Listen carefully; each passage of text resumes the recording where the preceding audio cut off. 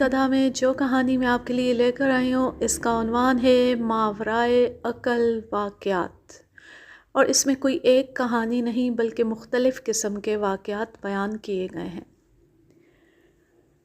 ماورائے عقل واقعات پر یقین نہ رکھنے والے افراد کے متعلق پروفیسر عبدالعزیز مرحوم کہتے تھے، یہ آپ لوگوں کا المیہ ہے، بے خبر لوگوں کا المیہ، جو ٹچ سسٹم کی اس جدید سائنسی دنیا میں ہر اس واردات کو پاگل پن سمجھتے ہیں جس میں بجلی، تیل اور گیس صرف نہیں ہوتی، جو حواس خمسہ کی کسوٹی پر پوری نہ اترنے والی ہر حقیقت کو ابہام اور توہم پرستی سمجھتے ہیں، جو خدا کی تشکیل کردہ حقیقتوں کو اپنے بنائے معیارات پر پرکھتے ہیں۔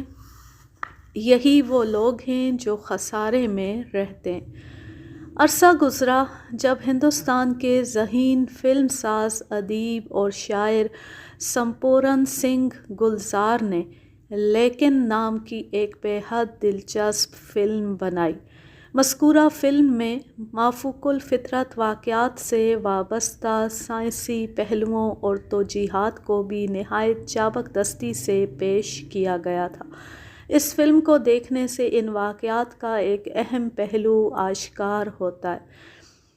محمد مظہر بقا ایک مضمون میں بیان کرتے ہیں کہ اس دنیا میں اللہ تعالیٰ کے دو نظام کار فرما ہیں، ایک نظام تشریع اور دوسرا نظام تکوین۔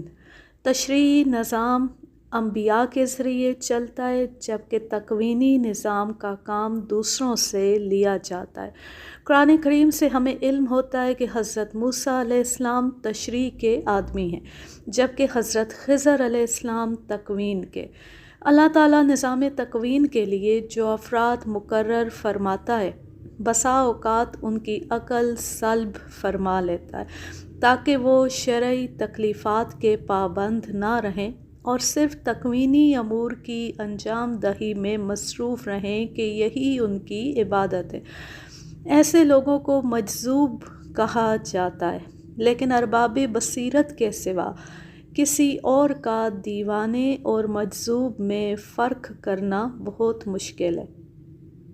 راکم الحروف کے خاندان میں بھی ایسے لوگ موجود ہیں جن کی زندگی انتہائی دلچسپ ماورائے عقل واقعات سے عبارت رہی۔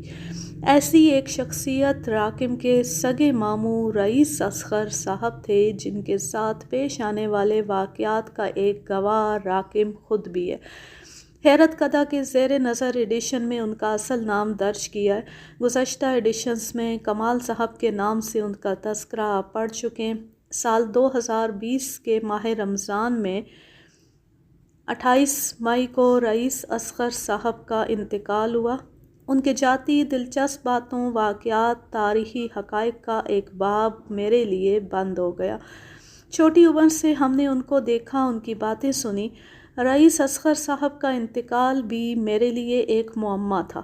انہوں نے انتقال سے 15 روز قبل کھانا پینا بالکل ترک کر دیا تھا۔ میں اور میری والدہ انہی دنوں ایک روز ان کے بستر کے سرہانے بیٹھے اس بات پر مصر تھے کہ وہ کچھ کھا لیں۔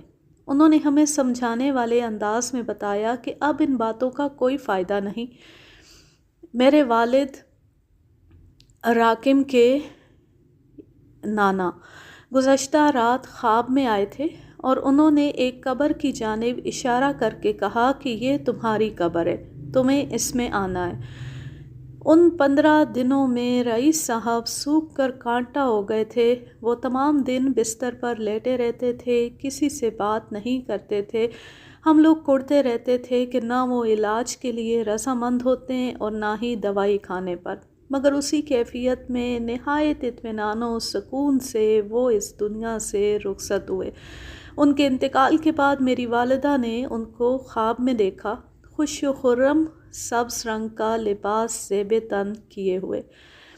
راکم کی والدہ محترمہ نے راکم کی موجودگی میں سن 2015 میں حیرت کدہ کی زیر نظر جلد اول کے لیے رئیس اصغر صاحب کے ساتھ پیش آنے والے واقعات کو قلم بند کیا تھا جو ذیل میں پیش کیے جا رہے ہیں۔ رئیس صاحب کے والد یعنی میرے نانا یہ ذکر کیا کرتے تھے کہ ان کے خاندان کے بڑے بوڑھوں سے یہ روایت ہے کہ خاندان کی خواتین کی زندگیوں پر ایک برا سایہ ہے جو ان کا تعاقب کرتا چلا آ رہا ہے۔ یہ عجیب بات ہے کہ اس خاندان کی کوئی عورت اپنی ازدواجی زندگی میں خوش نہ رہ پائی، یا تو اسے طلاق ہو گئی یا پھر خاوند اچھا ملنے کی صورت میں خاوند کا انتقال ہو جاتا تھا۔ کئی پشتوں سے یہ بات جوں کی توں ہوتی چلی آ رہی تھی۔ خود رئیس صاحب کے خاندان کی 3 خواتین میں سے درمیانی کی شادی کے 2 سال بعد انہیں بلا جواز مسائل نے اپنے نرخے میں لے لیا۔ چھوٹی کی شادی میں مسائل درپیش تھے جبکہ بڑی بہن بھی غیر شادی شدہ تھی۔ رئیس صاحب کو بڑی فکر رہتی تھی کہ آگے کیا ہوگا، کیا ان کی بہنوں کی شادیاں ہو پائیں گی۔ رئیس صاحب کے تایا صاحب حیثیت تھے۔ انہوں نے لاہور کے علاقے گلبرگ میں سن 1956 میں شاندار کوٹھی بنائی تھی۔ ان کی بیٹیاں بھی نہایت حسین و جمیل تھیں۔ اس سے قبل رئیس صاحب کی سگی پھوپھی کو ان کے شوہر نے طلاق دے دی تھی جو بعد ازاں پاکستان آ گئی تھیں اور ایک روز پراسرار طریقے سے آگ سے جلس کر انتقال کر گئیں۔ رئیس صاحب اسی فکر میں غلطاں رہتے تھے کہ اس معاملے کی کھوج لگائی جائے کہ آخر ان کے خاندان کی خواتین کے ساتھ ایسا کیوں ہوتا ہے۔ وہ اکثر مزاروں پر جایا کرتے تھے۔ ایک روز وہ کراچی میں واقع شاہ ولایت کے مزار سے ایک مجذوب کو اپنے گھر لے آئے اور اس کو تمام معاملے سے آگاہ کیا۔ اس مجذوب نے رئیس صاحب کو ایک ہندوانہ عمل پڑھنے کے لیے دیا جو مہادیو شامی کے نام پر تھا۔ مجذوب نے کہا کہ رات کو چارپائی کو اوندا کر کے اس پر لیٹ جاؤ اور چاروں کونوں پر چنبیلی کے پھول اور اس کے ساتھ تھوڑا سا تمباکو رکھ دو۔ اس عمل کو 140 مرتبہ پڑھو، بزرگ حاضر ہو جائیں گے اور تمہیں بتا دیں گے کہ کیا ماجرا ہے۔ صبح کو پھولوں کو کسی اندھے کنویں میں ڈال آنا۔ اس عمل میں دیگر عملیات کے علاوہ یہ الفاظ بھی شامل تھے کہ رانگا سامی جو ہندوؤں کے ایک با اکرام بزرگ ہیں کی قسم ہے تجھے مہادیو شامی کی، رانگا سامی قسم ہے تجھے مہادیو شامی کی، یہ بات بتا، جو نہ بتائے تو تیری ماں بہن پر طلاق طلاق طلاق۔ رئیس صاحب خود تو یہ عمل نہ کر سکے مگر ان کی بڑی بہن رضیہ رزاق جو نہایت نڈر خاتون تھی، انہوں نے گھر کے ایک کونے میں یہ عمل پڑھنا شروع کیا۔ عمل کے دوران 4-5 روز تک ان کی طبیعت نہایت بوجھل رہی۔ 5ویں روز وہ بزرگ ماں اپنے چیلوں کے حاضر ہو گئے اور وہ سب ایک دائرہ بنا کر بیٹھ گئے۔ بہن نے ان سے سوال کیا کہ ہمارے خاندان ہی کی خواتین کے ساتھ یہ بدبختی کیوں چلی آ رہی ہے؟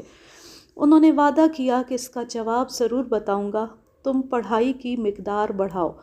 پھر وہ مسلسل خواب میں آتے رہے اور ایک روز انکشاف کیا، تمہارے خاندان میں 7 پشتوں پہلے کسی عورت نے ایک فقیر کو دروازے سے دھتکار دیا تھا۔ اس ہندو فقیر کا نام بھی انہوں نے بڑی بہن کو بتایا تھا۔ وہ فقیر بہت پہنچا ہوا تھا اور اسی کی بد دعا تھی جو نسل در نسل اس خاندان کے تعاقب میں تھی۔ ان بزرگ نے اس کا حل یہ بتایا کہ 7 جمعرات تک 7 قسم کا کھانا پکاؤ اور 7 فقیروں میں تقسیم کر دیا کرو، اس کے بعد یہ عمل پڑھنا بند کر دینا۔ ان بزرگ کی ہدایات پر عمل کیا گیا۔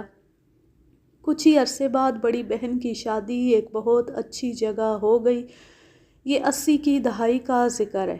رضیہ رزاق اب حیات نہیں ہیں۔ چھوٹی بہن ڈاکٹر تھیں جن کی شادی بھی ایک اچھے خاندان میں ہوئی اور وہ ایک مطمئن زندگی گزار رہی ہیں۔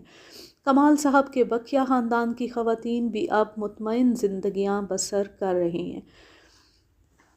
چند واقعات مزید رئیس اصغر صاحب کے درج کرتا ہوں۔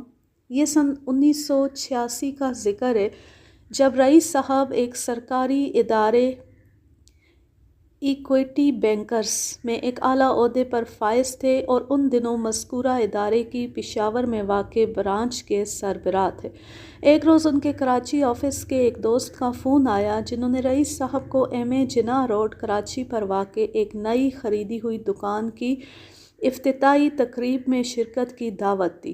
مذکورہ دکان صدر کے جانب مڑنے سے قبل واقع الآمنہ پلازہ کی نچلی منزل پر واقع تھی۔ اس زمانے میں انہوں نے دکان میں 8-9 لاکھ مالیت کا سامان رکھا تھا۔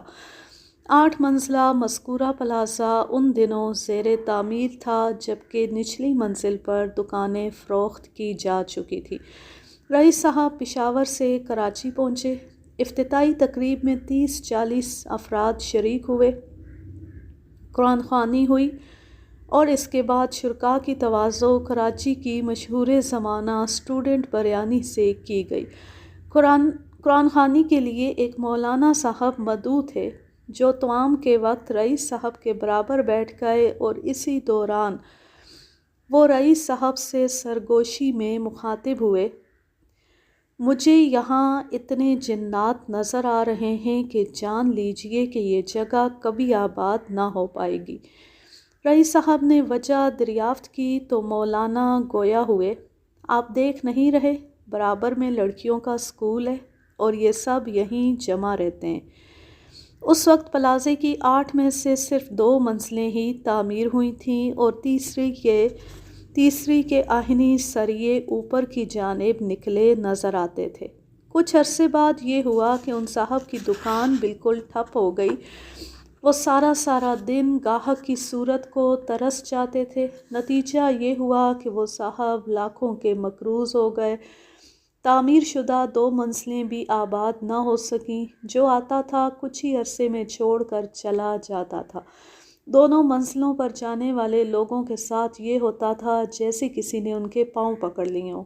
خود کمال صاحب نے بھی ایک مرتبہ اوپری منزل پر جانے کی کوشش کی مگر نہایت واضح طور پر یوں محسوس ہوا جیسے کسی نے ان کے پاؤں پکڑ لیے۔ وہ الٹے قدموں واپس لوٹ گئے۔ اس کے بعد اس جگہ چند ایک دکانیں نظر آتی رہیں۔ کبھی کوئی درزی بیٹھا نظر آیا تو کبھی کوئی دوسرا معمولی کاروبار کرنے والا۔ وقت گزرتا گیا۔ آج سن 2023 میں بھی یہ صورتحال ہے کہ اس عمارت کی 2 ہی منزلیں ہیں جبکہ تیسری کے آہنی سریے اسی طرح باہر کی جانب نکلے نظر آتے ہیں۔ پلازہ کے سامنے یعنی ایم اے جناح روڈ کی جانب چند عاملوں کی دکانیں ہیں جن کے بورڈوں پر کھوپڑیاں بنی نظر آتی ہیں۔ ایک دکان چائے فروخت کرنے والے کی ہے۔ پلازہ اسی طرح ویران نظر آتا ہے۔ سن 1987 میں رئیس صاحب کا تبادلہ پشاور سے کراچی ہو گیا۔ اس کے کچھ ہی عرصے بعد کچھ مستحکم کاروباری حضرات نے اسی علاقے میں ایک جدید ترین عمارت بنانے کا منصوبہ بنایا جس کا نام سی بریز پلازہ تجویز ہوا۔ یہ ایک ہسپتال کا منصوبہ تھا۔ اس زمانے میں ٹیلی ویژن پر بھی اس منصوبے کا خاصا چرچا ہوا تھا۔ وہ تمام سرمایہ دار حضرات کمال صاحب کے مالیاتی ادارے میں قرض کے اصول کے لیے آئے۔ منصوبے کی فلم بھی دکھائی گئی۔ ہسپتال کی عمارت تعمیر ہو گئی۔ اس وقت کی نہایت پرشکوہ عمارتوں میں اس کا شمار ہوا مگر آج لگ بھگ 33 برس گزر چکے ہیں، عمارت خالی پڑی ہے۔ رئیس صاحب کا کہنا تھا کہ جب وہ سرمایہ دار حضرات ان کے دفتر میں منصوبے کی فلم دکھا رہے تھے تو اس کے برابر میں مجھے الآمنہ پلازہ نظر آیا اور فوراً ہی وہ مولانا صاحب اور ان کی پیش گوئی بھی یاد آ گئی۔ صدر کراچی جیسی سونا اگلنے والی جگہ پر ان عمارتوں کا خالی پڑے رہنا ایک انہونی نہیں تو اور کیا ہے۔ سی بریز کی نچلی منزل پر کچھ لوگوں نے قبضہ کر لیا ہے۔ شیشے ٹوٹے نظر آتے ہیں۔ عمارت برے حالوں میں ہے۔ ایم اے جناح روڈ پر صدر جانے والا ہر شخص ان عمارتوں کو دیکھ سکتا ہے۔ خود راکم الحروف بچپن سے مذکورہ عمارتوں کو خستہ حال اور ویران دیکھتا چلا آ رہا ہے۔ اس کے برعکس ان عمارتوں کے بالکل عقب میں دیکھیے تو ایک جہان آباد نظر آتا ہے۔ تاج کمپلیکس اور بسوں کے اڈے پر 24 گھنٹے رونق نظر آتی ہے۔ اگر آپ مرکزی سی ویو روڈ پر سمندر کی جانب چلیں تو بالکل آخر میں بائیں ہاتھ پر ایک عظیم الشان پلازا کے کھنڈرات نظر آئیں گے۔ یہ برسہ برس سے اسی حالت میں ہے۔ نیچے دکانوں کی جگہ جو آباد ہی نہیں ہو پاتی۔ عمارت پرشکوہ تھی مگر عرصہ دراز سے شکست و ریخت کا شکار ہے۔ جی ہاں، یہ عمارت بھی آسیب زدہ مشہور ہے۔ کراچی کے رہائشی جانتے ہیں کہ یہ کس قدر بارونق جگہ تھی۔ رئیس صاحب نے ایک اور واقعے کی یاد تازہ کرتے ہوئے بتایا کہ سن 1971 کی پاک بھارت جنگ سے چند روز قبل کھارا در آگرہ تاج کالونی میں اچانک کہیں سے ایک کتا نمودار ہوا اور دیکھتے ہی دیکھتے اس نے 70 سے 80 افراد کو کاٹ کر مار ڈالا اور غائب ہو گیا۔ وہاں کی عمر رسیدہ خواتین نے بتایا کہ عنقریب کچھ ہونے والا ہے، اس لیے کہ انہوں نے اپنے خاندان کی بزرگ خواتین سے یہ سنا تھا کہ اسی علاقے میں کئی برس قبل ایک کتا اسی انداز میں نمودار ہوا تھا اور درجنوں لوگوں کو کاٹ کر کہیں غائب ہو گیا تھا، جس کے بعد اس علاقے میں ایک بڑی تباہی آئی تھی۔ علاقے کے لوگ یہ بات سن کر خوفزدہ ہوئے۔ اسی اثناء میں پاک بھارت جنگ چھڑ گئی۔ آگرہ تاج کے ملحقہ علاقوں میں بم گرے اور خاصا نقصان ہوا۔ رئیس صاحب کی زندگی کئی پراسرار واقعات سے عبارت ہے۔ راکم انہیں اپنے بچپن سے دیکھتا اور ان واقعات کو ان کی زبانی سنتا آیا ہے۔ رئیس صاحب کا خاندان میرٹھ ہندوستان سے ہجرت کرنے کے بعد پہلے پہل راولپنڈی میں آباد ہوا اور چند سال گزارنے کے بعد یہ لوگ سن 1965 میں کراچی منتقل ہو گئے۔ رئیس صاحب کا بچپن اور نوجوانی کا زمانہ راولپنڈی کے ایک گھر میں گزرا جو ہندوؤں کا چھوڑا ہوا پرانی طرز کا ایک مکان تھا۔ رئیس صاحب کے کمرے میں رات کے ٹھیک 2 بجے چھت سے چٹخ چٹخ کی آواز آتی تھی۔ کمرے میں ایک آتش دان بھی تھا۔ رات کو یوں محسوس ہوتا تھا کہ آتش دان کے اندر کوئی کھرونچے مار رہا ہو۔ ایک رات وہ بستر پر لیٹے ہوئے تھے کہ انہیں یوں محسوس ہوا کہ کوئی ان کے سینے پر سوار ہو گیا ہے۔ بوجھ ناقابل برداشت تھا۔ انہوں نے آیت الکرسی پڑھنا شروع کی جس کی وجہ سے وہ نامعلوم بوجھ دور ہوتا چلا گیا۔ بعد ازاں ان کے پڑوسیوں نے بتایا کہ تقسیم سے قبل اس مکان میں ایک جوان سال ہندو لڑکی کا قتل ہوا تھا جس کی لاش کو چمنی سے آتش دان میں پھینک دیا گیا تھا۔ رئیس صاحب اور ان کے اہل خانہ سن 1948 سے سن 1965 تک مذکورہ مکان میں مقیم رہے۔ اس مکان کی عقبی دیوار سے ملحقہ ایک جگہ تھی جس کے اگلے حصے میں شہر کے ایک معروف ڈاکٹر چراغ دین کا کلینک تھا۔ اس کلینک کے پچھلے حصے میں جنات کا ڈیرا تھا اور وہ حصہ ویران رہتا تھا۔ رئیس صاحب کراچی سے جب بھی راولپنڈی جاتے وہ حصہ ضرور دیکھتے تھے۔ سن 2004 تک وہ جگہ ویران ہی رہی تھی جبکہ آس پاس کے تمام علاقے میں نئی تعمیرات ہوئیں اور بارونق دکانیں اور نت نئے مکانات سر اٹھاتے چلے گئے۔ رئیس صاحب کے مطابق کچھ ایسے مجذوب اور فقیر لوگ ہوتے ہیں جو آپ سے کوئی بات بھی صحیح نہ کریں گے، ان کی باتیں مبہم ہوں گی اور عقل و دانش کے خلاف۔ ان کے پاس جانے سے عموماً فیض ہی حاصل ہوتا ہے۔ ان میں سے کچھ ایسے فقیر ہوتے ہیں جن کے پاس باقاعدگی سے جانے سے آدمی کو دست غیب سے مالی امداد حاصل ہونا شروع ہو جاتی ہے۔ یہ سن 1976 کی بات ہے جب رئیس صاحب کے ایک واقف کار ریٹائرڈ پولیس افسر نے انہیں بتایا کہ کراچی کے علاقے لیاقت باغ میں واقع فردوس سنیما کے بالکل برابر میں جو گلی اندر جاتی ہے اس میں تھوڑا سا آگے جانے کے بعد بائیں ہاتھ صرافہ بازار کے فوراً بعد ایک چبوترے پر ایک بزرگ اکثر بیٹھے نظر آتے ہیں۔ جو ان کے پاس جاتا ہے اسے کچھ نہ کچھ فائدہ ضرور حاصل ہوتا ہے۔ چنانچہ ایک روز رئیس صاحب بھی وہاں جا پہنچے۔ وہ ان دنوں شدید مالی پریشانیوں کا شکار تھے جبکہ ان پر گھر کی ذمہ داریاں بھی تھیں۔ کیا دیکھتے ہیں کہ ایک صاحب جن کی داڑھی مونچھیں صاف تھیں، عمر 40-42 کے قریب، لنڈے کی قمیض اور پرانی سی پتلون پہنے چبوترے پر بیٹھے ہیں۔ पास ही एक कंबल पड़ा था।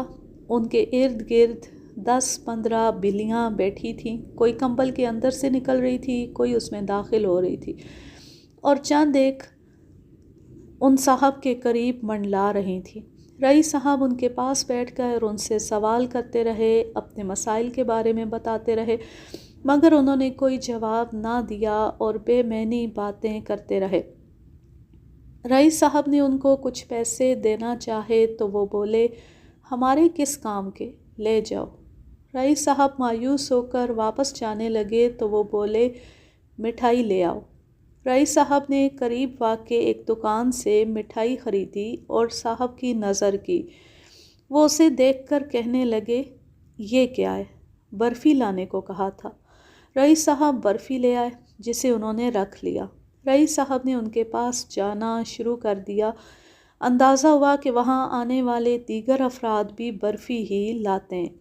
सामने एक छोटी सी दुकान थी, जिसके मालिक ने रईस साहब के इस्तफसार पर उन्हें बताया कि जब से पाकिस्तान बना है इन बुज़ुर्ग को यहीं देखा है, इनके हुलिये में भी कोई फ़र्क नहीं आया और ना ही इनके मामूलात में। ये तब से इतनी ही उम्र के लगते हैं। सामने वाली इमारत के मकीन इनको खाना पहुंचाते हैं। लोगों से सिर्फ वो मिठाई मंगवाते हैं, पैसे बिल्कुल नहीं लेते।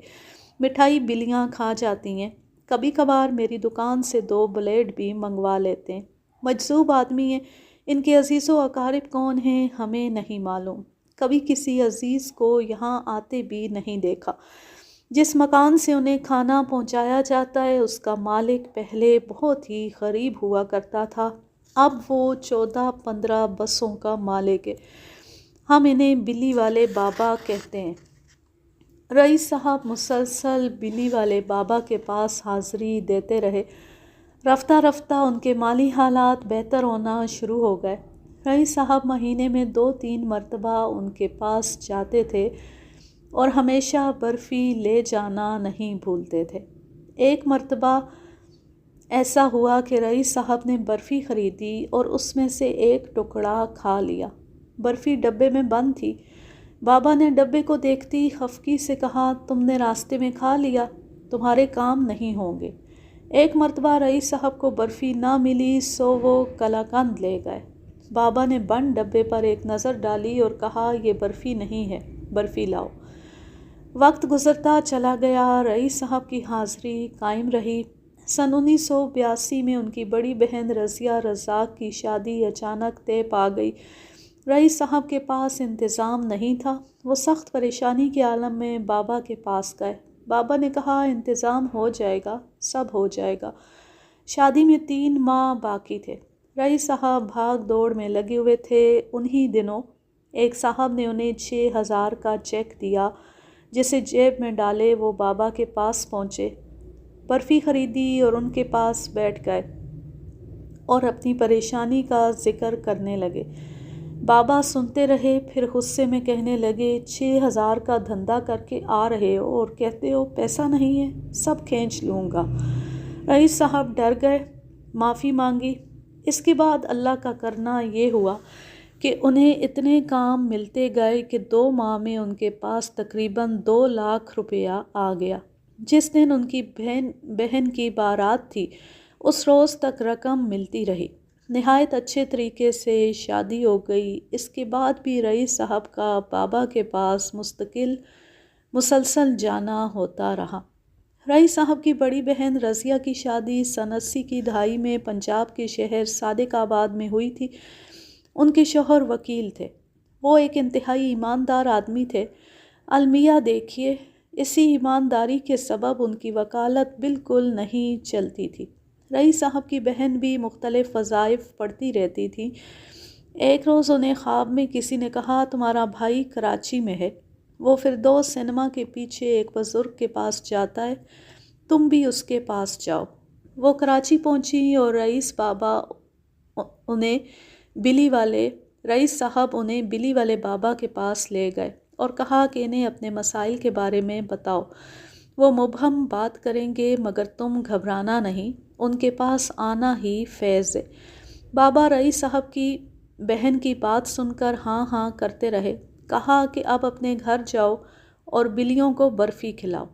وہ یہ عجیب و غریب بات سن کر خاموش ہو گئیں۔ بہرکیف اپنے گھر جو کراچی سے سینکڑوں کلومیٹر دور تھا، پہنچتے ہی انہوں نے 1 کلو برفی منگوائی اور گھر کی چھت پر رکھ دی۔ کچھ دیر بعد چھت پر گئیں تو کیا دیکھتی ہیں کہ عجیب عجیب شکلوں والی مختلف عمروں کی 25-30 بلیاں چھت پر موجود ہیں اور رغبت سے برفی کھا رہی ہیں۔ بلیاں برفی کھا کر چلی گئیں۔ ان کے شوہر کی رقم جو ایک طویل عرصے سے کسی شخص کے پاس تھی اور وہ ٹال مٹول سے کام لے رہا تھا، اسی شام کو کیا دیکھتی ہیں کہ مذکورہ شخص وہ رقم لے کر خود چلا آ رہا ہے۔ اس کے بعد ان کے حالات بہت اچھے ہو گئے۔ رئیس صاحب بلی والے بابا کے پاس جاتے رہے۔ 90 کی دہائی کی بات ہے، ایک روز وہ 1 ماہ کے وقفے کے بعد وہاں پہنچے تو معلوم ہوا کہ چند روز قبل بابا کا انتقال ہو گیا۔ راقم الحروف 90 کی دہائی میں رئیس اصغر صاحب کے ہمراہ بلی والے بابا کے پاس کئی مرتبہ گیا۔ اس زمانے میں رئیس صاحب کو گاڑی چلانا سکھا رہا تھا۔ طالب علمی کا زمانہ تھا اور فراغت کے دن، سو اس بہانے ان کے ہمراہ کراچی کے کئی مزارات پر جانا ہوا۔ بلی والے بابا مجھے آج بھی یاد ہیں۔ انہیں ہمیشہ پتلون قمیض میں ملبوس دیکھا۔ کلین شیو، چہرے سے پڑھے لکھے، وضع اور متین انسان دکھائی دیتے تھے۔ ان کے گرد بلیاں جمع رہتی تھیں اور ان کے نحیف سے بچے بھی۔ بلی کے کچھ بچوں کی ٹانگوں سے رسی بھی بندھی ہوتی تھی۔ واقعات مزید بھی ہیں لیکن وہ میں دوسرے حصے میں سناؤں گی۔ آج کے لیے بس اتنا ہی۔ اب میں لیتی ہوں آپ سے اجازت۔ جا رہیں، خوش رہیں، شاد و آباد رہیں، ہنستے مسکراتے رہیں۔ اللہ حافظ، اللہ نگہبان۔